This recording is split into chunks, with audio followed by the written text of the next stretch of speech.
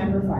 2 years. 2 years, and Melissa's going to be maybe doing her fellowship exam pretty soon, so we are excited for her to join us as a fellow. So, as I mentioned, the American College of Healthcare Executives is the local South Florida chapter. We represent Dade County, Broward, Palm Beach, and the Treasure Coast. We are a large chapter. I'm going to tell you a little bit about it. If you guys have been to one of our events before, you've heard me talk about this, but since we have so many new people here, I definitely have to talk a little bit about who we are and what we do.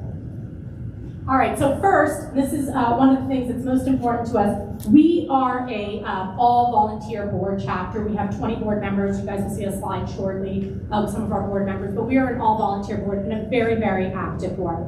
And one of the things that helps us, you know, do the work we do and put on the events that we put on are our sponsors. And we can never thank our sponsors enough for all the work they do and everything that they do for us to help us have a really successful chapter, do a lot of engagement events and so forth.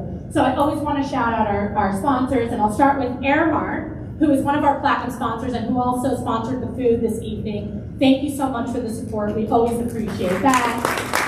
The Beck Group, we have our moderator tonight, a great sponsor for us, so thank you guys so much for participating in our events and for sponsoring us. Florida Blue, we have somebody from Florida Blue here. He also sits on our board, my friend there, Juan, who I love so much. Thank you so much for sponsoring us. Lean Toss Memorial Healthcare System, we have a representative from Memorial Healthcare System here, and a lot of people in the room from Memorial Healthcare System. And Nova Southeastern University, a great sponsor to our chapter. Those are our platinum sponsors. Our gold sponsors, Baptist Health. I work at Boca Raton Regional Hospital, and this is Bethesda is also a Baptist hospital. And we have a couple people here, and I don't see them. Oh, there they are, some friends from Baptist who drove 2.5 hours here in the rain. So thank you so much. I know a lot of you guys did, so thank you guys so much. And we appreciate their sponsorship as well. Baxter, Broward Health, Cano Health, FAU, Nicholas Children's Hospital, Plant Moran, U Health, University of Miami Business School, Vitas Healthcare, Wellington Regional Hospital. Elizabeth, where are you? You're here. Thank you, Elizabeth. Elizabeth's one of our board members as well. I'll introduce you to the board members that are here tonight. And then our silver sponsors, we have Barry University, Cleveland Clinic, FIU, Jackson Health System. Yes, and by the way, I met a couple of FIU students here. There you guys are, who also drove hours and hours, so thank you guys so much for being here. Jackson Health System, Miami-Dade College, South Florida Hospital and Healthcare Association, and of course our media partners and sponsors, the Broward County Medical Association, the Dade County Medical Association, and my favorite newspaper in the whole wide world, and also one of my favorite people, Charles, who also sits on our board, South Florida Hospital Healthcare Report. Thank you so much, Charles, for all the features that you do for our chapter. All right, so here's our mission, our vision statement, and our values for ACHE of South Florida and for ACHE, our national chapter. This is our board. For my board members, do you mind standing up, the ones that are here today? I know not everyone's here, but if a board member, if you're here, do you mind standing up? All right, great, thank you. Ashley, Elizabeth, Juan, Charles, thank you guys so much. Like I said, we have 20 board here, all volunteer board members. They work really hard. This is probably like a second job for them. We could not do what we do without them, so thank you guys for being here. Okay, so let me tell you a little bit about ACHE. ACHE is a national organization, 50,000 members strong across the United States, 76 chapters, a ton of education, networking. You can see all of our stats here. It's very impressive. This is our national chapter.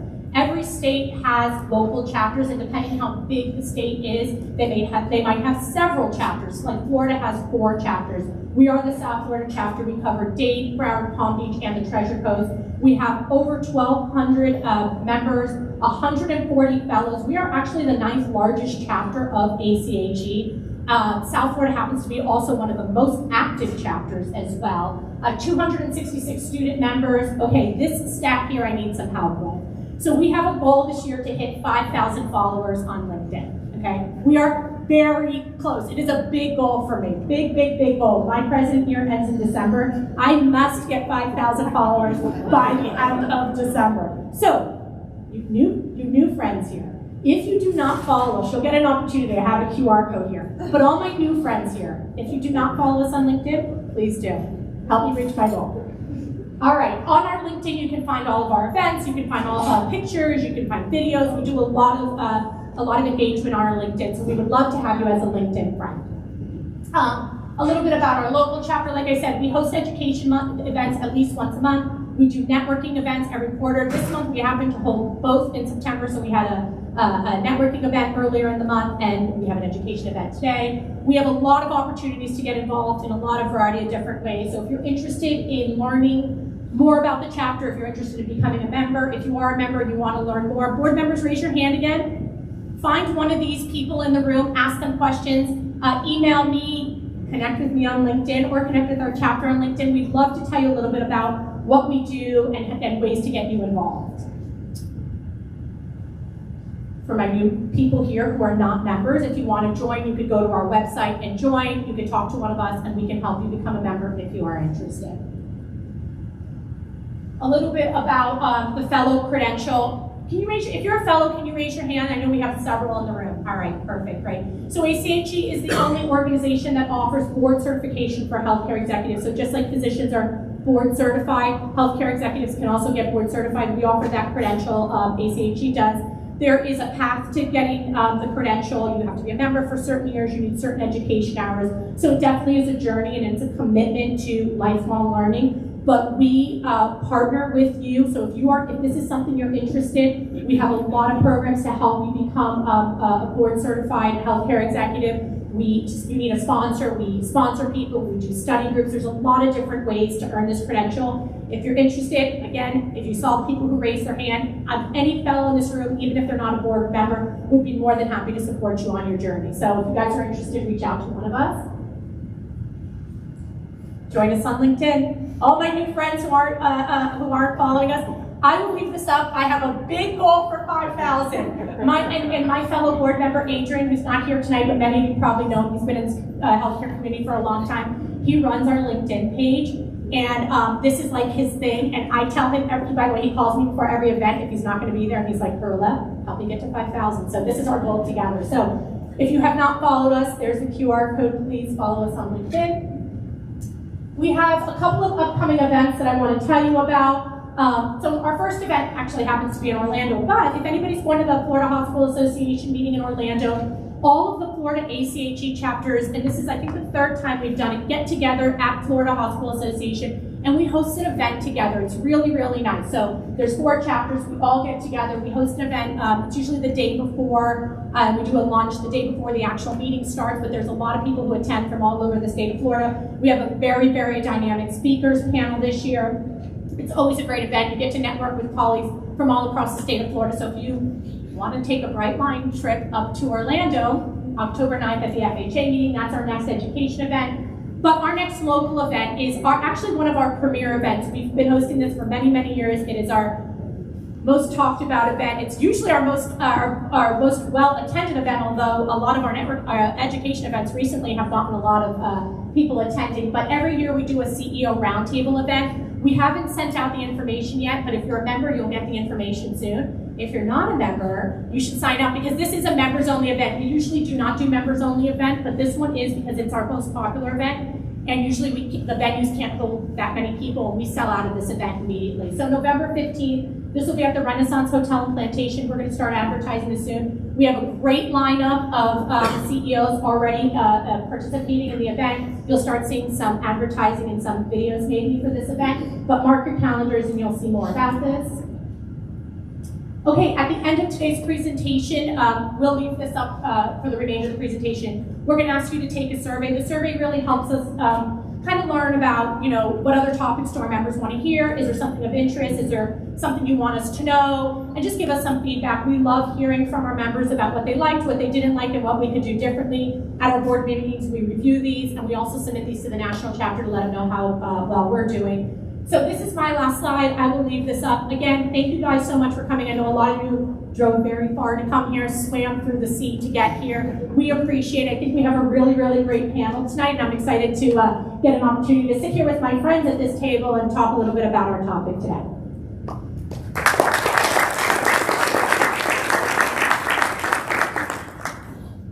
I'll give your seat back.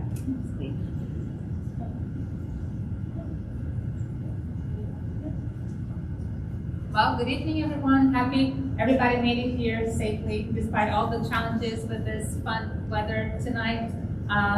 My name is Bruna Monzillo. I am an associate principal with the Beck Group. Very happy to be here amongst this stellar panel here that I'll introduce to you in a second.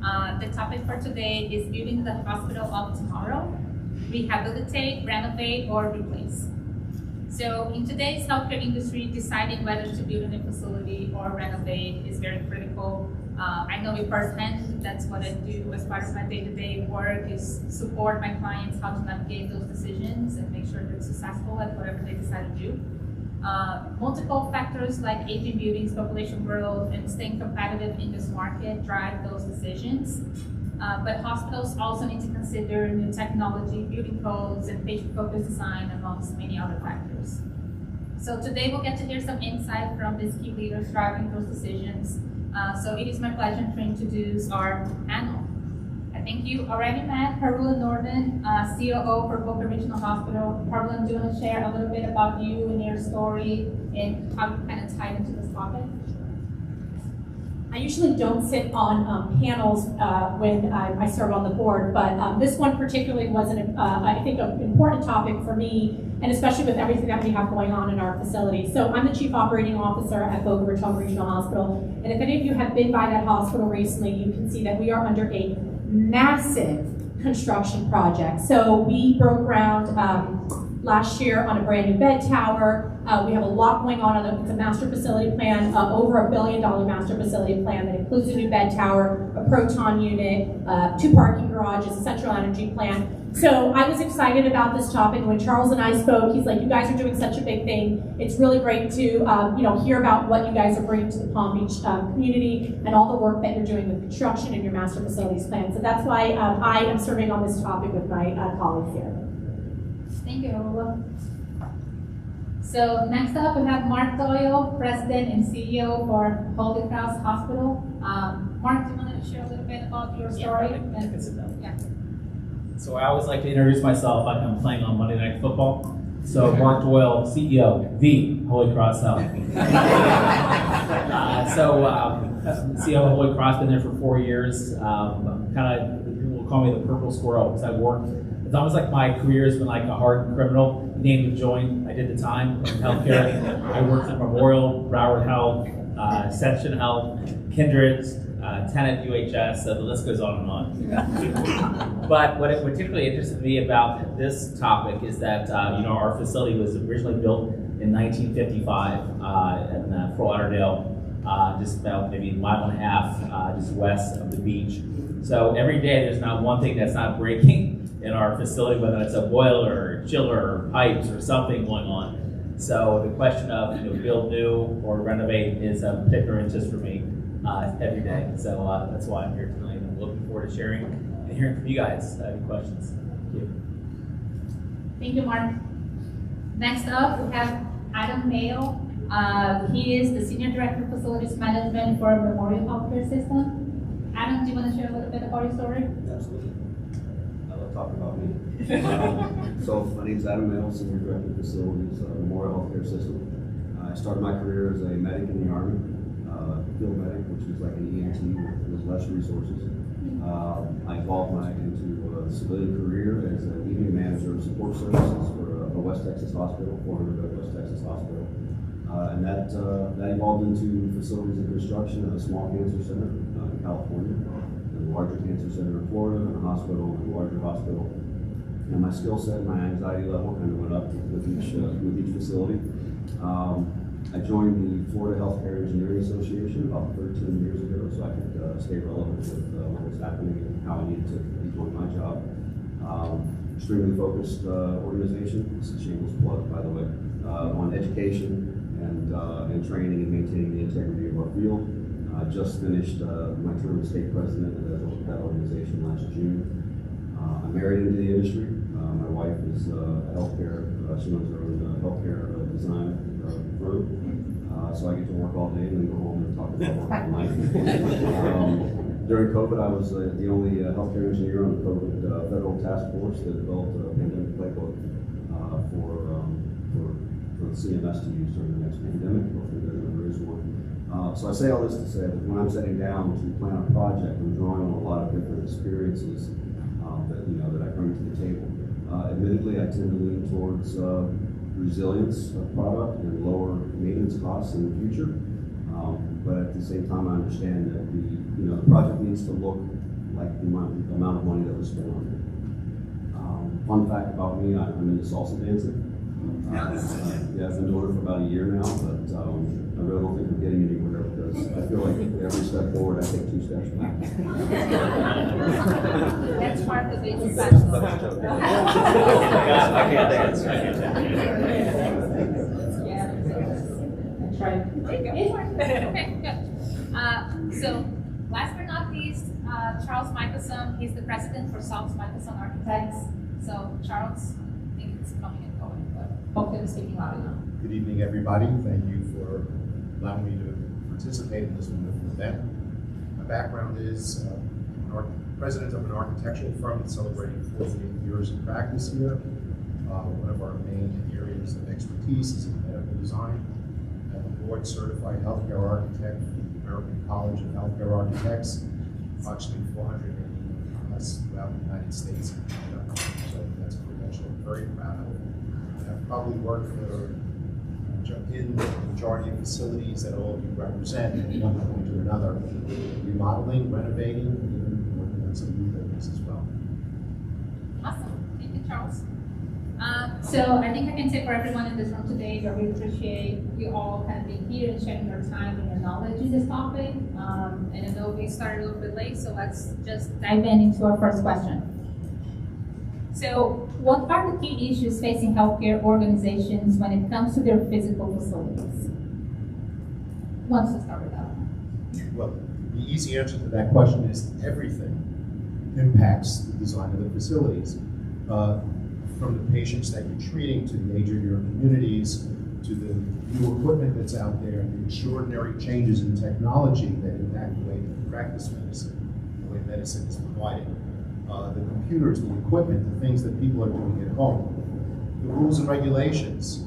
You design programs where services are bundled together, and then the insurance companies say they're not going to do that anymore. And all of a sudden next year we're designing spaces unbundling those services that were bundled just the year before by virtue of the rules and regulations.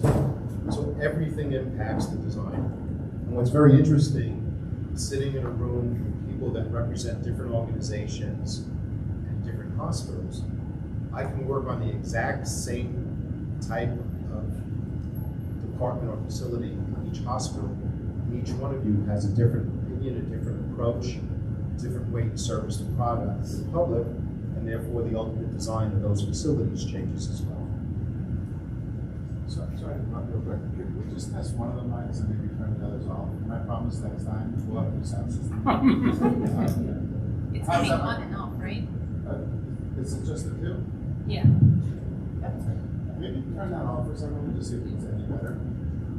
Yeah, I think it was better. Just one. Just one, and then we'll just share it. Yeah. All right, sorry. Any sound audio specialists here? We have a project. Thank you. So I think we have a couple of issues. I think Charles is right. We can probably name just about everything. But I think one of the things we tend to do is we tend to ask our architects and engineers to design for maximum revenue and lowest project cost, and less for flexibility of the space. Another issue is, your project may be planned in 2024, but may not be completed until 2026, 2028. And so you're designing for your needs now, but by the time your project is done, it's already not meeting, the needs that you need the project for. Aging infrastructure, I think, is actually our largest problem. We have, and the staff, and the confidence of the staff to maintain those infrastructures as well. There's a gentleman by the name of Dr. Stephen Call at Washington State University who studies these sort of things. And he said that by the year 2031, the majority of our hospitals are going to be beyond their useful life. So we build a hospital, with regular maintenance, you expect 30 to 50 year useful life. And that can be extended. But without billions of dollars of additional funding going into our system, by the year 2031, the majority of our hospitals will be considered beyond their useful life. So I think aging infrastructure is a big issue. Yeah, I'll kind of piggyback on that. So when you're part of a system, Holy Cross is part of Trinity Health.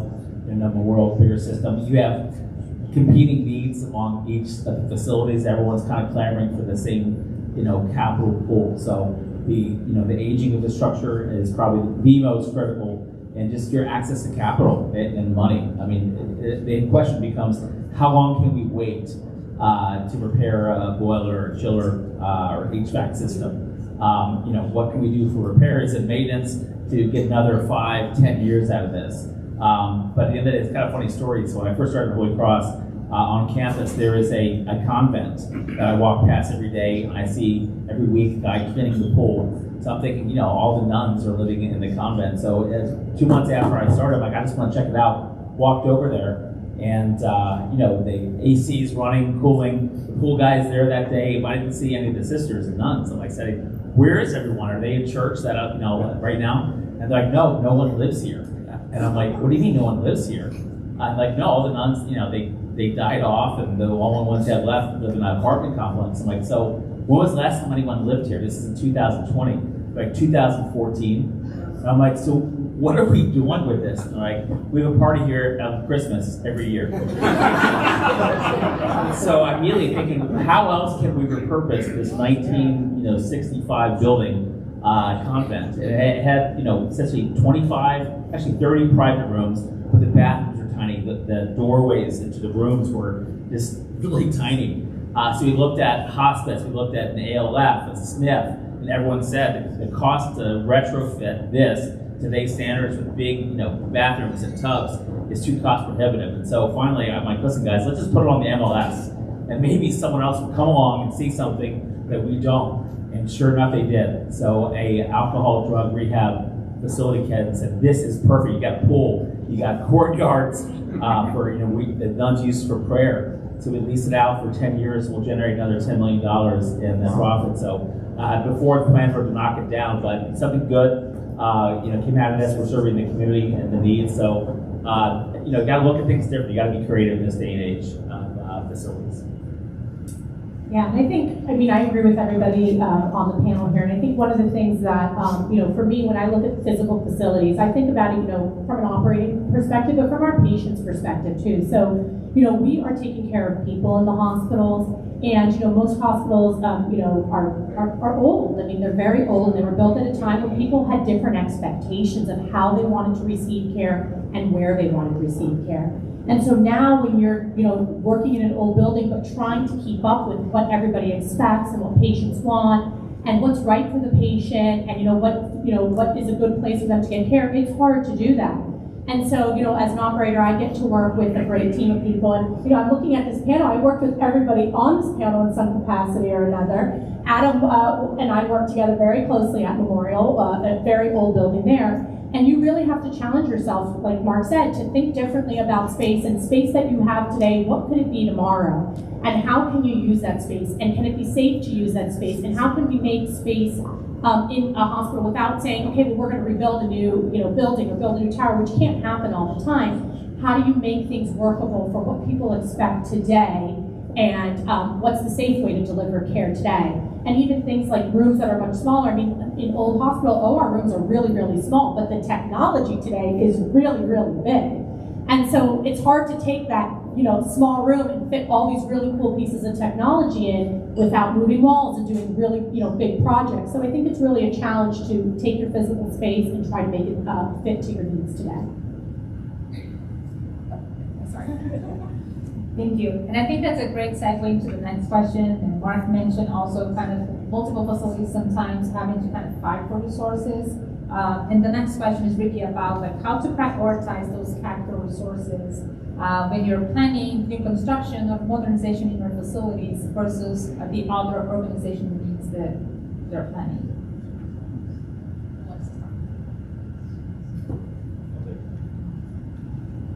One of the great things about healthcare is every dollar spent in some way, shape, or form, benefits the patient. Being from facilities, unfortunately, it's difficult to speak the language of the people approving, the capital dollars. So something I've done at Memorial is anybody here familiar with the HVA, the Hazardous Vulnerability Assessment, usually emergency management folks use? It's a spreadsheet, right?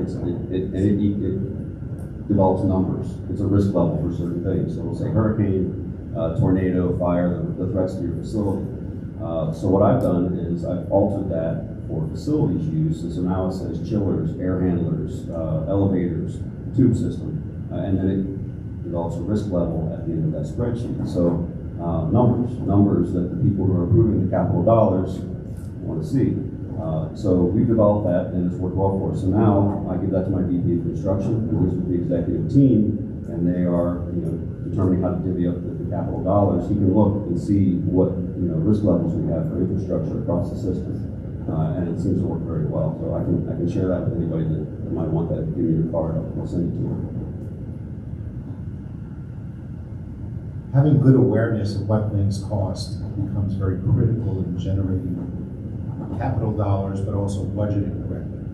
So budgeting correctly for the right period of time helps, but understanding what the dollar value is then means that other people in your organizations need to get involved with the politics and the government and reimbursement reforms, lobbying Washington, D.C., lobbying the state of Florida, and lobbying, negotiating with insurance companies so that you're getting fair compensation for the value of the services that are being provided and the facilities that are being designed. So one part of the conversation is the side of the table where the activists and participants who prepare and propose and design and construct the projects, but you need the business model at the beginning. You need the people on the front end who are out there negotiating the monies and reimbursement, so you have capital to work with.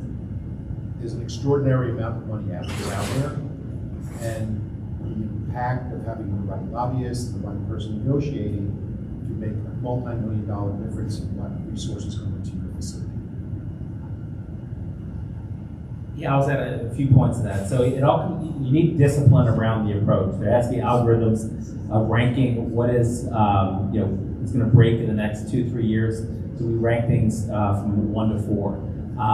20 years ago, I remember the number being new construction, $1 million a bed. Today, that number is probably what? $4 to $6 million per bed.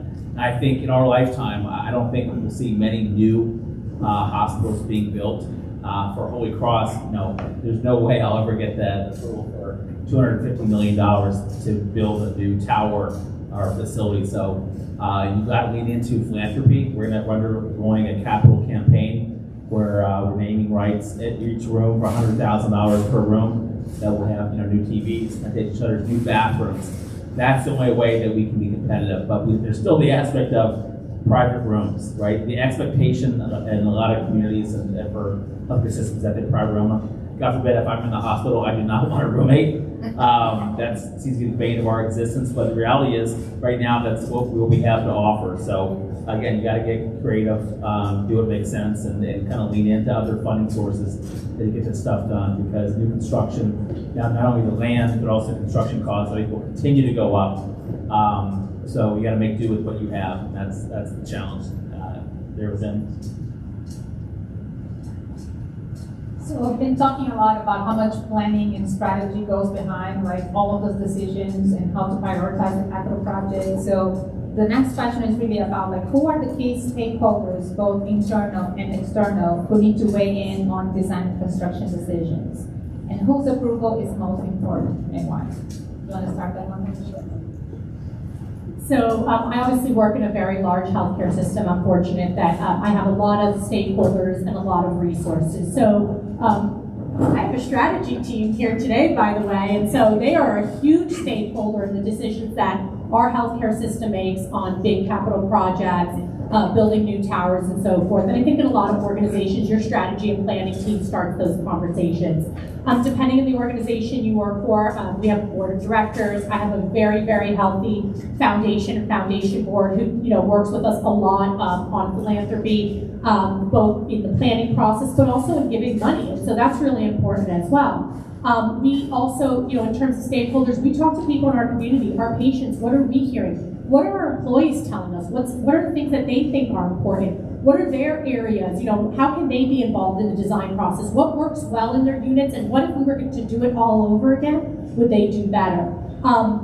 we have always, and in my career, I've always thought that it's very important to ask your patients and your family. So if you work in an organization that you have a patient family-centered care group or a patient advocate group, to go to them, even your volunteers or patients who have been patients, maybe, you've known patients to your hospital, to go to them, especially if you're building, a new facility or a new tower or something, and say, hey, what is it that would have made your stay better? What would you like to see in your healthcare experience?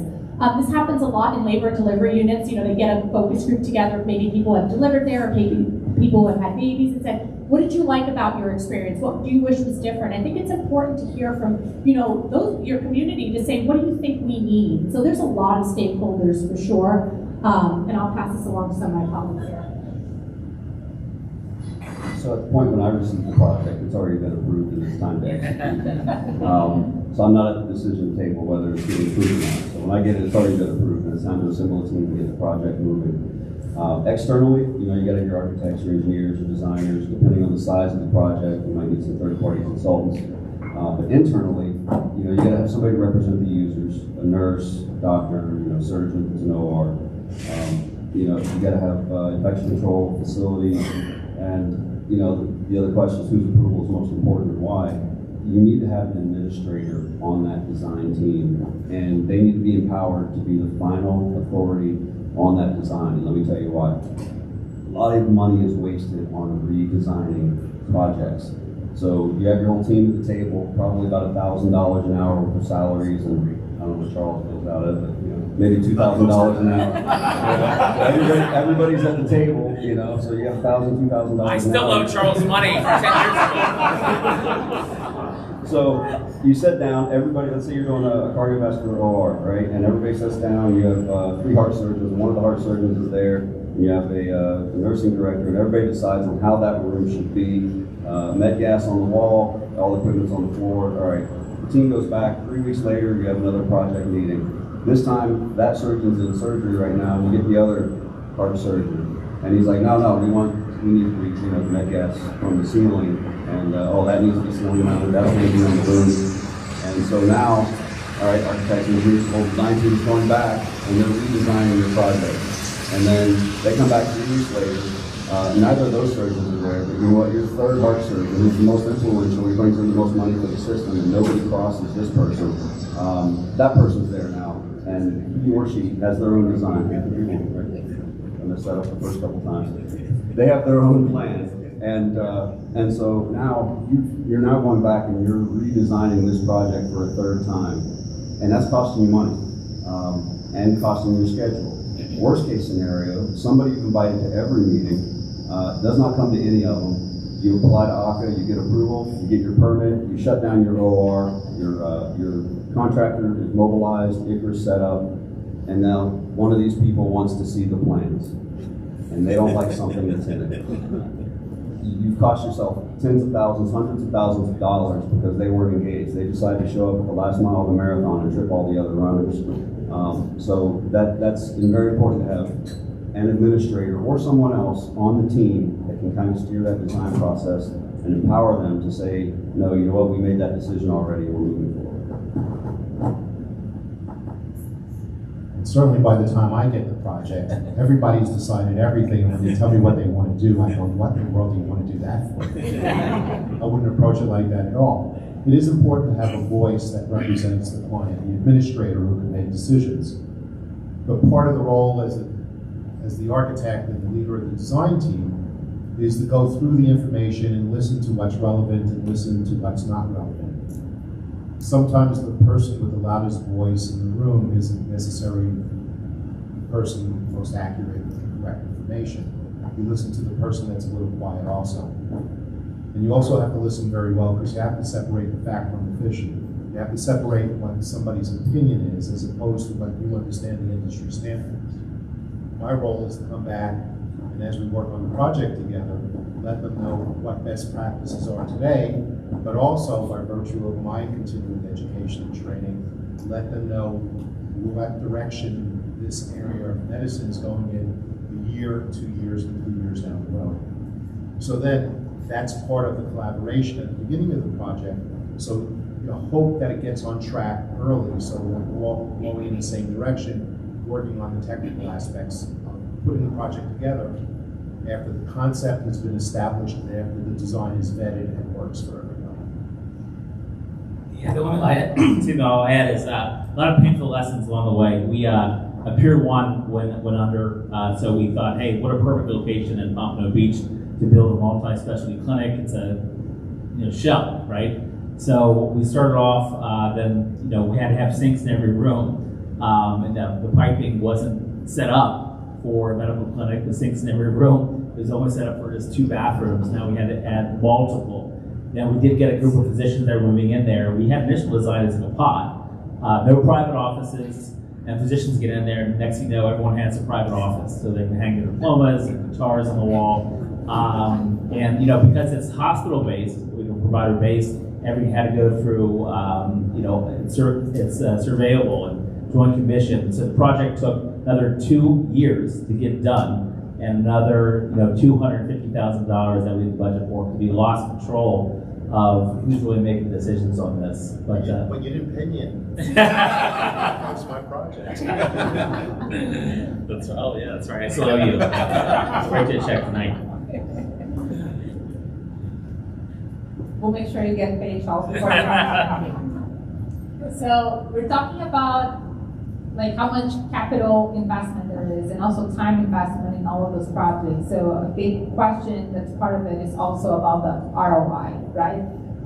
So what will be the return of investment of the improvement you're doing, and how soon will they be realized? Mark, do you want to start with that one? Yeah, really quick. I mean, we usually look for replacement CT scanners, MRIs, things of diagnostic nature within 3 years. It's kind of the threshold in net present value. Bigger things obviously will kick out to 5 to 10 years, but I don't know what the return is. Never seen one on that new bed tower over time. I never lived to see that day. But depending on the project, about $5 million under 3 years.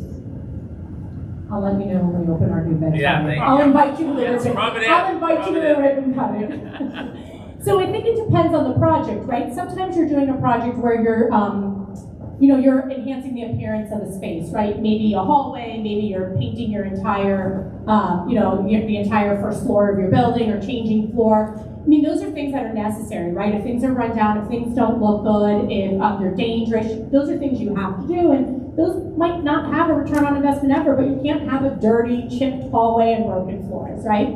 And sometimes you're doing projects like we, this year, added 4 new ORs to an outpatient surgery center on our campus. And we knew that by adding those 4 new ORs, we would be able to have more surgeons do surgeries per day. We would be able to recruit some more surgeons to have an outpatient basis to just do outpatient surgeries. And so sometimes there is a real return on investment, because you can say, hey, if I have 4 brand new ORs, I can do X many more surgeries a day, a year, and so forth. And so I think you have to look at what type of project it is, and what kind of investment or return on investment you're going to get on that type of project.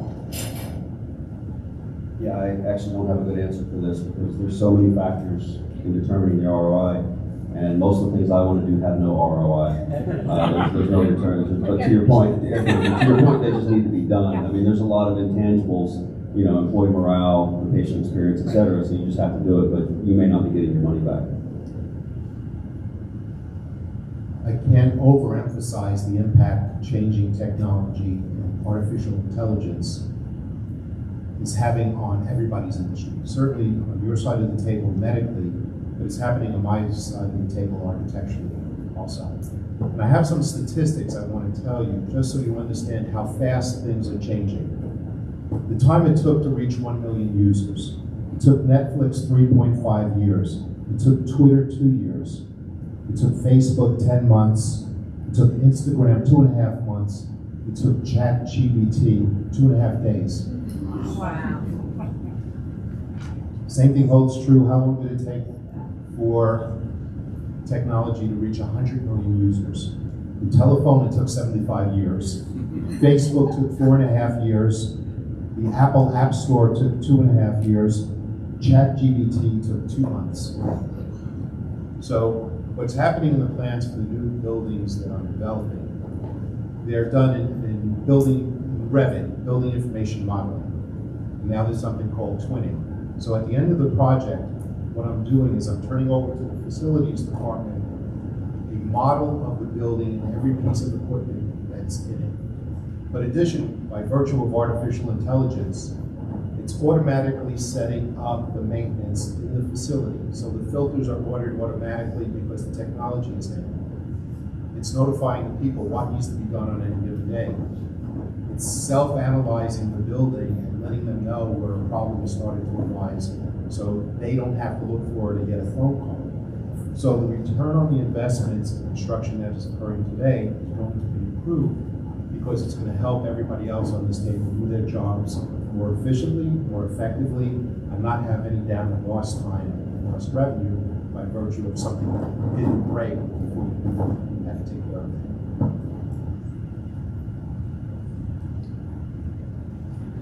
Thank you. I love the stats, by the way. That's very, yeah. We know it's a lot faster, but I think we don't start to realize how it shifted throughout the years. Yeah. I want to pivot a little bit to talk more about environmental factors.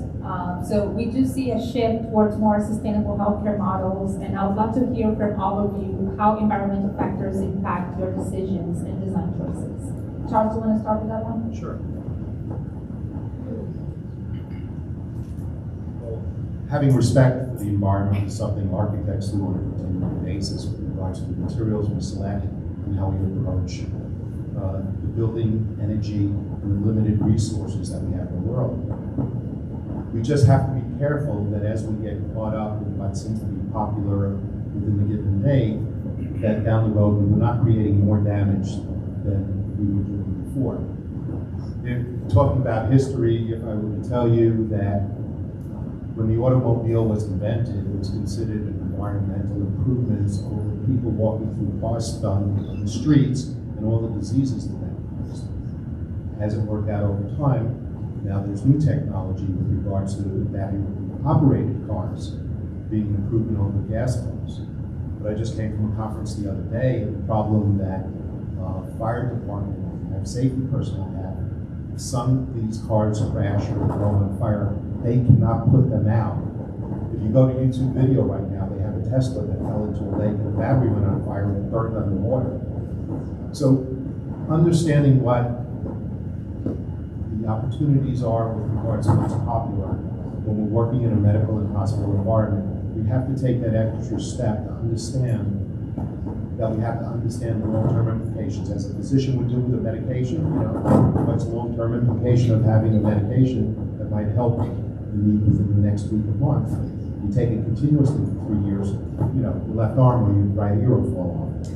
The same thing happens in architecture, the same thing happens in sustainable design.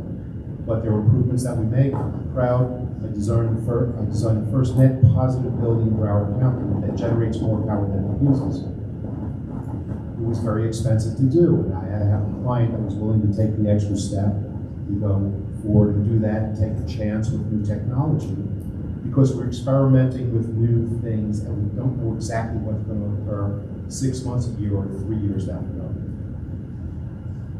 Yeah, I think when it comes to environmentally friendly hospitals, we've got to move forward carefully. Magnetic chillers are no-brainers, save a lot of energy with those. Air handlers with fan arrays, that's basically a fan wall inside instead of one giant motor and fan. Also increases your uptime, by the way, but easier on energy.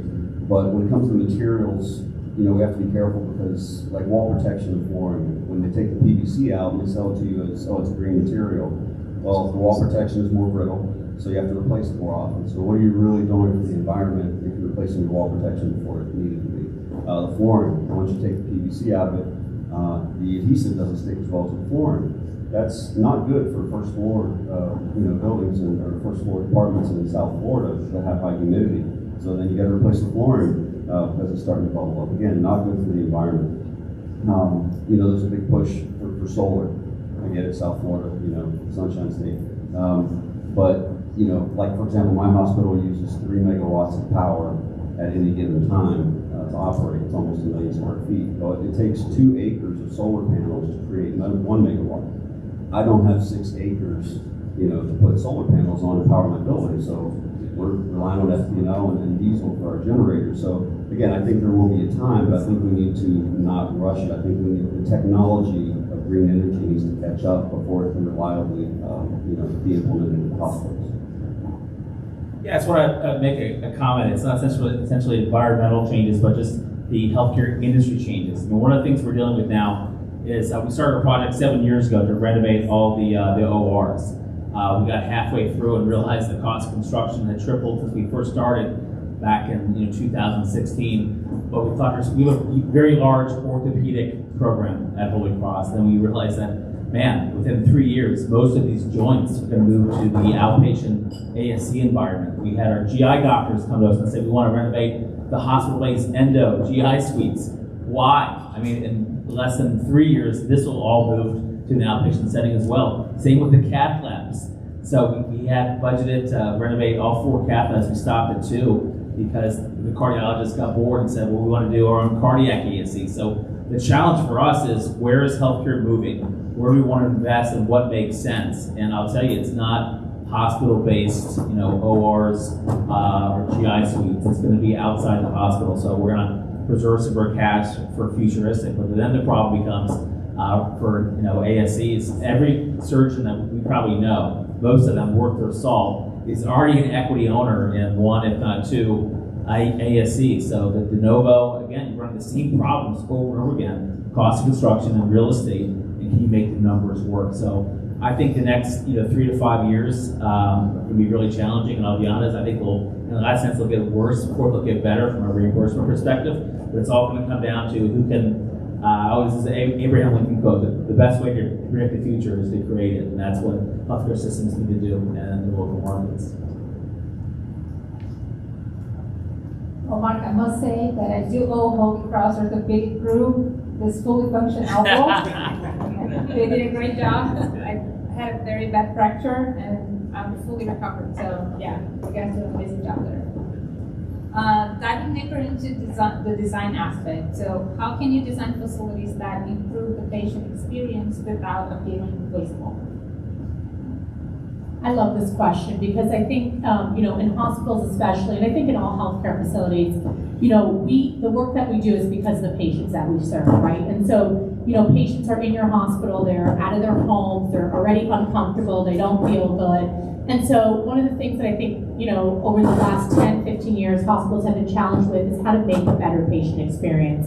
And not only challenged with, but obviously we have to answer to, Prestige surveys and HCAP surveys, and those surveys get reported to the government, and you're reimbursed sometimes based on those surveys, and these are patient experience surveys. So I think it's a very important thing in the design. And so, one of the things that I think you can do, and I think hospitals that are, get an opportunity to build new rooms or make decisions, design decisions, or renovate, is one, I said this earlier, to bring patients in and ask them their feedback, but also to make, to design around, what's a good environment. And this has to do with color choices. This has to do with comfort. We have ICU rooms on one of our floors that have like an anteroom, so that there's like a little hotel room in the back with a bed and a sink, so family can stay with them, right? That's really, really important to a lot of patients, to be able to have somebody stay with them and not have to stay on like I don't know if you guys have seen the meme about like the mom who's giving birth and then the dad's complaining about the chair that he has to like sit in, and now his back hurts so bad because he had to like sleep in this chair. I mean, but the reality is, I don't feel bad for that dad, by the way, but definitely do not feel bad for that dad. But the reality is, we want to make it comfortable both for the patient and for their family. And even, waiting rooms. So there's been this big push in hospitals to not call them waiting rooms and to change them and to, put water features. I know Adam hates water features. Shaking, I know, can't have them, he says. Can't have them. But water features are nice. We like water features. And just really, so how do you pick design choices and colors and facilities that really make the experience feel comfortable for people, make them feel better, make them feel like this is a place I want to be, look clean, be aesthetically pleasing. So I was fired from the design committee on patient rooms. How was I supposed to know that shag carpet should not be installed in a hospital setting? But a lot of times it's the little things. It's parking, right? Having valet so people don't have to walk and need a tram to get to the main entrance. It's wayfinding, things like that. Because every day I walk through the halls, people are still getting lost in the hospital. So, but yeah, it all comes down to little things that can move the patient experience more so than what will move things. You know, that water feature has to be entered in your facility manager's water management plan, and you're creating more work for it. You kill me, Adam. So, listen, I'm a simple man, and if you ask my wife, she'll tell you the same thing. She said, if I could scratch my surface, you just get more surface. There's no deep thoughts here. So I like my design clean, simple, and symmetrical where possible. You know, and so, but even in healthcare, a clean, simple, and symmetrical design takes a lot of talent, because you're still more than likely working with a cluttered and very busy, overpopulated area, and you have to clean that up. And at the same time, meet all the the needs of ACHA, life safety, joint commission, various policies and procedures, and whatever new guidelines are coming down the road. That being said, some hospitals would benefit from a more extravagant design if that's what their patient population is calling for. I think it depends on the area you're in. One of the important design components is remembering who you're designing for and what generation of people. Baby boomers have different expectations than Gen Z and Gen Xers and everybody else.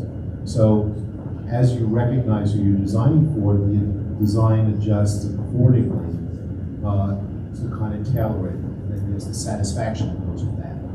But the design doesn't start inside the building. The design starts with the curb appeal of the facility. The design starts as you walk into the lobby of the facility. Because if the lobby of your facility is dark and a little bit dirty and not well maintained, immediately that's the perception of the patient, the client, has of the medical care and the treatment they're going to get. Well, if this lobby is dirty and not well lit, is my OR going to be well lit? They're going to use dirty instruments. So it's a psychological component of design as well. Everything counts. People want ease of understanding where they are, how to get there. They want to be comforted by their surroundings, and they want to see other people as well, because they don't want to feel isolated. Because you stop to think of it, people bring their families into the medical facilities with them and provide comfort and support. But there's also comfort and support by the staff that works so diligently in the hospital to make them comfortable. But by seeing other people in comfortable situations, they want to talk to them. Interact with other people as well. So as we design their individual rooms, make them isolated in a healthy environment, the social interaction component of something like that becomes critical as well.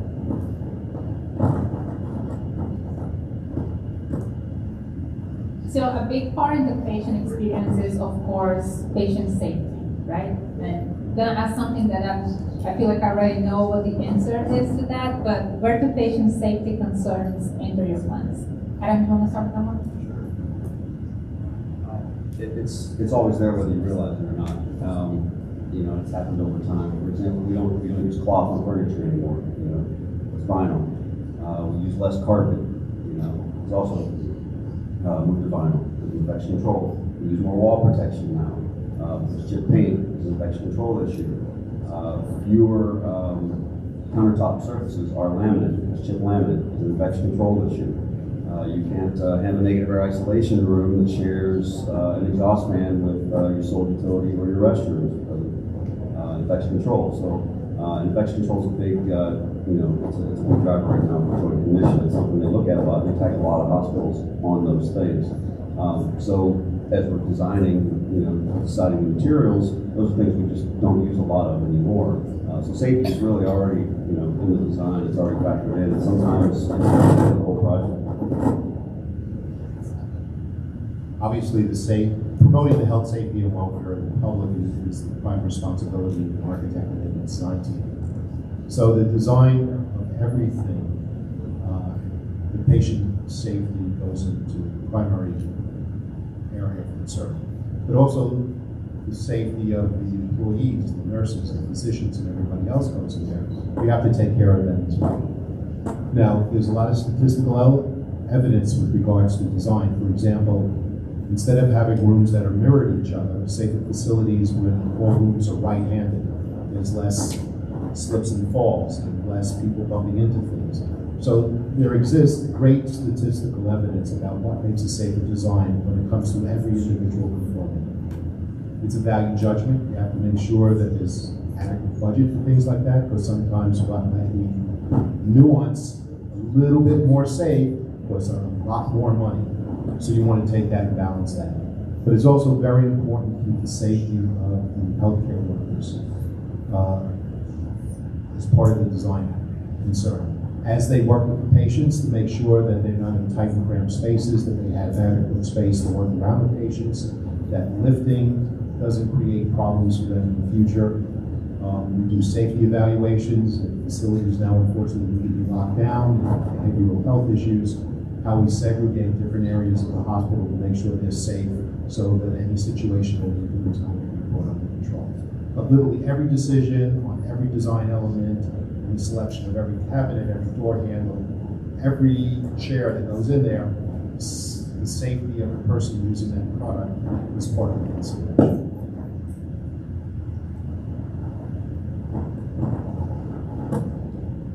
So a big part, we know that hospitals and healthcare systems are such a big part of the community and a big reason why communities evolve and thrive.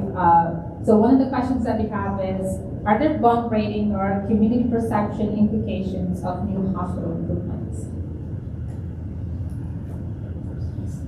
Yeah, two comments on this. So as you know, the healthcare industry changes and margins become more compressed. You can't really pick up read a Becker's healthcare report without saying this hospital is closing or this hospital is closing services. We unfortunately had to close our OB and NICU program about, I guess, 3 years ago now. And from one day to the next with the community outcry, even though we're doing the fewest amount of deliveries in Broward County by less than half the next person, you would think that we are Memorial. We do 500 deliveries a month. But one day to the next, I didn't know if I was coming or going with the way people were calling through my head. So, it's a challenging on both aspects between winding down services and growing them. A couple lessons learned is we're doing some freestanding emergency rooms, and we had to go to the city for approval. And if I heard, what about the sirens? Are the sirens going to be loud or are they going to be soft? How many sirens a day? I'm like, oh my goodness. I mean, no matter what, if we're here or not, there are ambulances still hooking up federal. Going to some hospital, but at times the difficult process of trying to convince the community this is good for them, minus minor distractions, is challenging. So just a word of caution for those people who are setting up programs outside of the hospital as well. Yeah, anytime I see a facility building or renovating, and it's probably not correct, but I generally see them as being financially prosperous. They're interested in maintaining and modernizing their facility. And then, when you think about, well, they've got the money to do that, and, a financially stable hospital, you can think, okay, it's associated with good patient care and a good reputation. So I've never perceived it as, being a bad thing when I see a hospital spending money. So I've always perceived it as a positive. The hospital is one of the most important components of every community and every neighborhood. And as people move into the different cities, they want to know about the schools that are in the community and the quality of the health care that they can get in the city. Usually the only time you hear something different is people that abut the hospital. Right. As you have an expansion. I know I've done a lot of work over the years at Memorial Regional Hospital, and what I used to do at a commission hearing is I brought a picture of the hospital when it was first constructed in the 1950s, and there was no homes around it. So I kind of make the point, hey, the hospital was here first, we brought into the area knowing exactly what we were getting into and what happened. But you always try and postulate it, there's a win-win situation, because there's a not in my backyard kind of philosophy that people have as a reflex reaction. And then there's a fear of noise or lights or things like the sirens or anything about how it's going to negatively impact them in their neighborhoods. So as long as they have the ability to address their concerns, you have the ability to then rationally go and show them how any of their concerns can be mitigated and that it's a win-win scenario for them in the community and for the healthcare system to expand. Because at the end of the day, once you're sick or a family member's sick, you want to take them to the facility that offers them the most beneficial health care and not decade-old care, but the newest things that they have to offer. I'll just make a quick point to what Adam said. Obviously, my hospital is undergoing, like I mentioned, a massive master facility plan. And when I get an opportunity to meet with new employees at their 60-day orientation, I always ask the question, what drew you here? Why Boca Raton Regional Hospital? And probably one of the number one answers I hear is, look what you guys have going on here. Like, I want to be a part of this. Like, you guys are building this massive tower. You guys have all this stuff going on. Clearly this is a financially stable place. Clearly you guys are interested in growth and technology. And so for us, it's also a recruiting thing. I mean, this is a really competitive landscape for healthcare. And so whatever you can do to, recruit talent, recruit patients, I think, building and showing the community and, prospective employees, hey, like we're investing in this place. We're investing dollars. We have philanthropy money. We're doing a lot here. It's good for your business.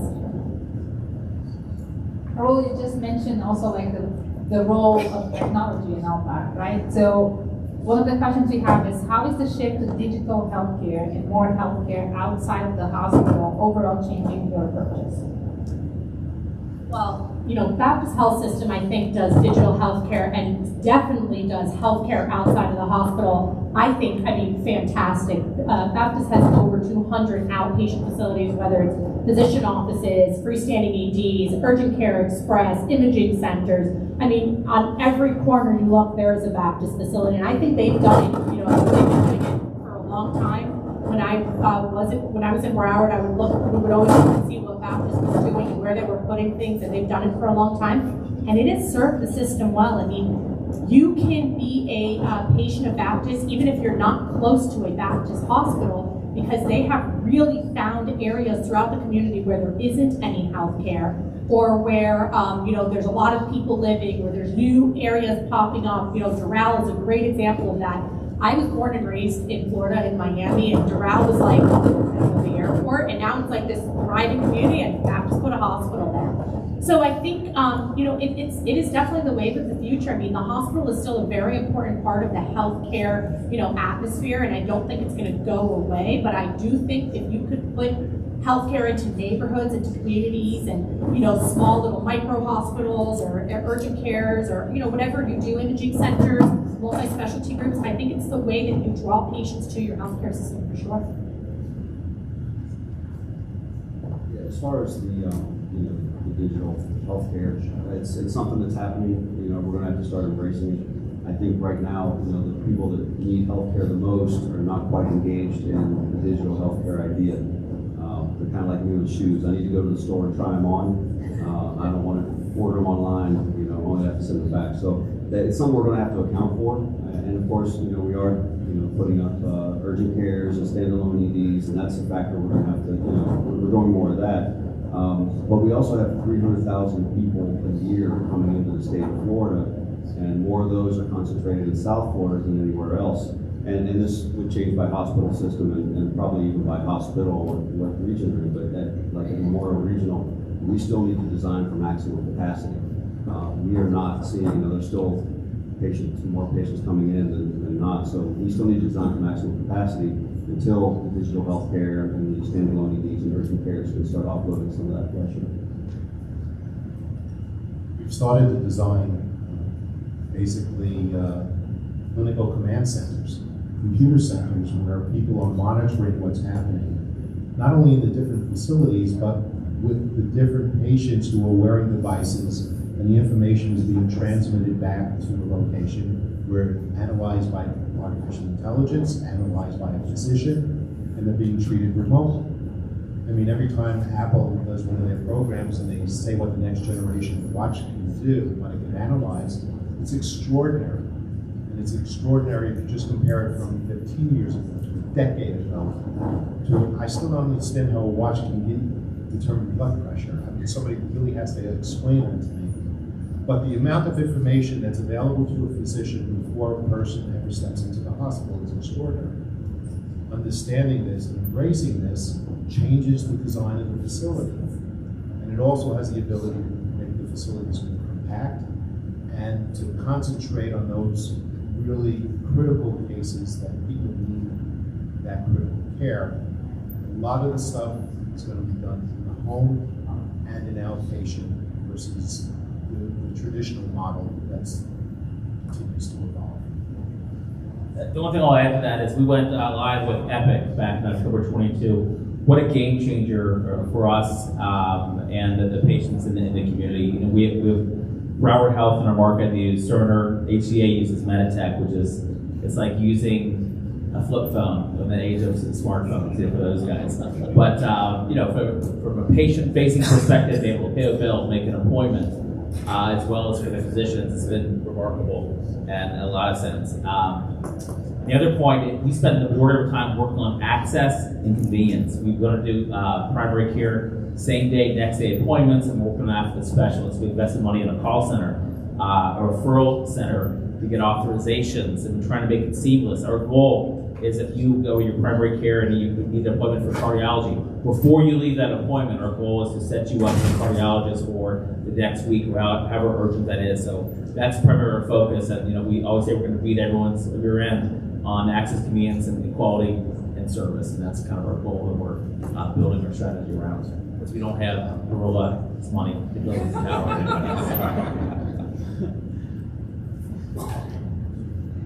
I think we have time to take a couple of questions from the audience for the panelists. So,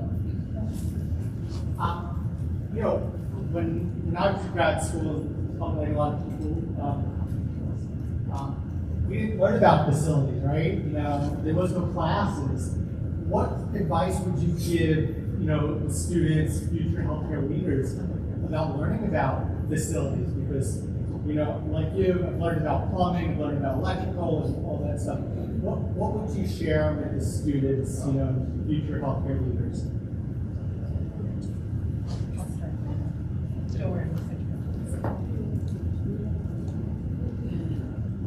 So I told Adam I'm going to start for him because I'll tell you the best advice that I ever got, because I also didn't learn about boilers and air conditioners and HVAC systems. So here's my advice.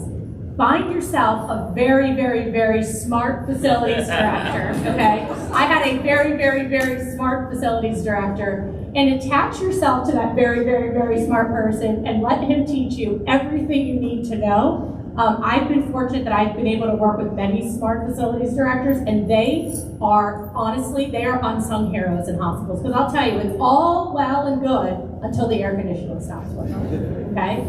At 2 o'clock in the morning on a Saturday night. All well and good. It's all well and good until you have no power, or you have a leak on the 9th floor that goes all the way down your building, and at 3 o'clock in the afternoon on a Friday.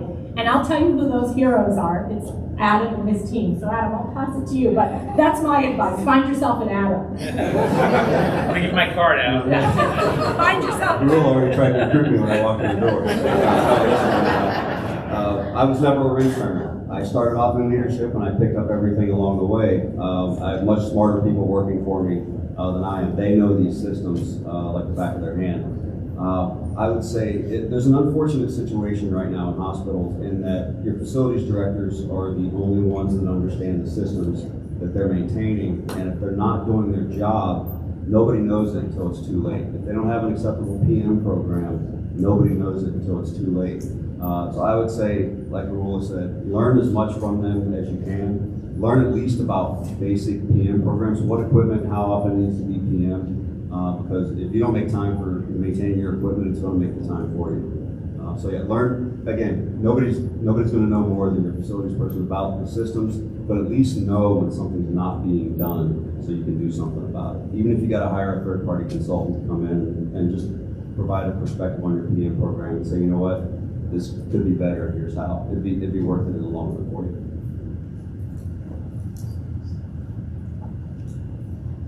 I think we can take one more question. Anyone else with a question?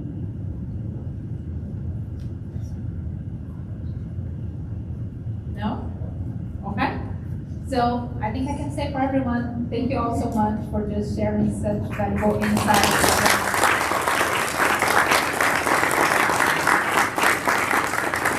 And thank you all for joining. Survey. Just real quick, we left this up there, so we would really appreciate if you guys would take out your phone and answer a few quick questions for our survey tonight.